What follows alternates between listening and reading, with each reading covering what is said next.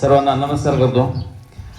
आज या ठिकाणी गावामध्ये जाण्याचा तोच हेतू आहे आमचा की आज आमचं 54 गाव आहे। तुमचं फक्त हे 4थं गाव आहे की जे गावाले सांगितले आम्हाला आमच्या गावामध्ये चालू आहे, पण 50 गावाले ते स्वतः सांगतात की आमचे 100% बंद आहे। तर या ठिकाणी पहिले माझा मोबाईल नंबर घ्या। जर तुम्हाला भीती वाटत असेल तर त्याला इथून मारत न्यायची जिम्मेदारी माझी राहील। गावातून त्याला मारत घेऊन जाईल, कुणाचं नाव ओपन होणार नाही। पहिले नंबर लिहून घ्या, त्यांचा बंदोबस्त मी करणार 100%। नंबर सांगतो, लिहून घ्या त्याच्यामध्ये 8605 00 90 00। नाव न सांगता मला सांगायचं की सर असा असा माणूस आहे, असं विकतो, बस झालं। 100% त्याची विक्री करायची जिम्मेदारी माझी, 100% बंद होणार।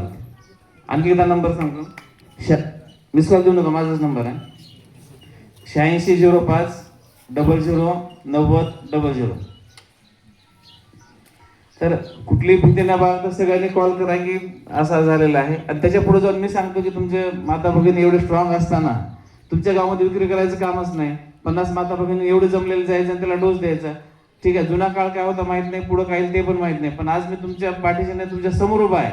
जर त्यानं गावाला सुई केलं, तुम्हाला जर म्हटलं उलट जर बोललं, आता माहिती मिळाली की पोलीस पाटलाचं त्याने हे केला होता। पोलीस पाटलाच्या मीटिंग मध्ये मी सांगितलेलं आहे, तुम्हाला जर उलट जरी बोललं तर सांगायचं गावातून मारून घ्यायची जिम्मेदारी माझी आहे। आता माझ्यासमोर साक्षीदार आहेत, ज्यांनी आताच अनवर सरांनी उल्लेख केलेला आहे। कुठली वाडी आहे आपली? वायवाडी। वायवाडीचं तिथं असंच गावातले माहिती झालं, आम्हाला सांगितले लोकांनी की 4 जण विक्री करताय। त्यांना लगेच बोलून घेतलं, समोरच बोलून घेतला। त्यांना सांगितलं बघ, सांगून काय बदल होत नाही त्याच्यामध्ये, सांगितलं होतं। चव्हाले तिथं गावासमोर मारून त्याला गाडीत कोंबून घेऊन गेलेले त्याच्यामध्ये।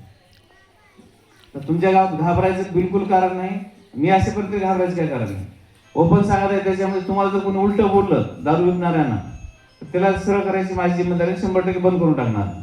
नंबर दिलेला आहे, बिलकुल नंबरवर सांगा, न सांगता तुमचं नाव नाही सांगितलं चालेल, नाव कुठं ओपन होणार नाही। हा माझाच नंबर आहे, राईट, मलाच कॉन्टॅक्ट करायचं त्यासाठी। तर आपण त्यासाठी जातो की आपल्याला पिणारा शिल्लक ठेवायचं नाही। जे सर्व ज्येष्ठ मंडळी आज गावामध्ये आपल्याला सगळे माता भगिनी तुम्ही अगोदरच ऍक्टिव्ह आहात त्याच्यामध्ये। आपल्याला फक्त 30 दिवसामध्ये गाव आपलं 100% मुक्त करायचं आहे। 20-30 वर्षापूर्वी आपल्या गावची काय परंपरा होती, क्वचित कोणी कुणाला टोकू शकत होतं। जेवढे ज्येष्ठ मंडळी आहे आपल्याला, कोणी कुणाला आपण टोकू शकत होतो, बोलू शकत होतो, मारू शकत होतो। आताच आपल्या आजीने सांगितलं की आपण मारलं पाहिजे, सत्य आहे त्याच्यामध्ये। आजकाल माझ्याकडे येतात की सर माझं पूर्व दारू प्यायला, तुम्ही काय करा, आज तू काय करा, बापाच्या जोड्यानं मार ना त्याच्यामध्ये, काय अडचण आहे त्याच्यामध्ये? असे दारू पण मरणारच आहे त्यानं, जगणार आहे, खूप चांगलं करणार आहे का? अडचण काय झाली माहिती आहे का? मी हमेशा, आता इथं समोर मुस्लिम बांधव आहेत, त्याचं उदाहरण हमेशा देतो मी। त्यांच्यामध्ये 95% न पिणार आहे, त्याचं कारण काय शोधलं का कोणी? त्यांचं कारण एकच आहे की प्रत्येक जण प्रत्येकाला टोकायला सुरुवात करतात। त्याच्यात काय, कुठल्याही गावातला असो, परगावाचा असो, तालुक्याचा असो, जिल्ह्याचा असो, राज्यातला असो, त्यांनी काय करतात माहिती आहे का? ते जातात समोरच्या दारू पिणार, सांगतात दारू पिऊ नको, वाईट आहे।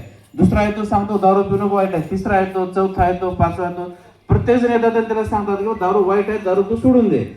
शेवटी ऐकलंच नाही तर पुढचा येतो, तो सांगतो की बाबा दारू वाईट आहे, आपल्या कुराणमध्ये लिहिलेलं नाही, त्याला 5 टाइम नमाजाला घेऊन जातो आणि सोडायला होतो। तरी पण नाही सुटले तर 40 दिवस तो इस्तमा असतो, इस्तमामध्ये घेऊन जातात, सकाळपासून संध्याकाळी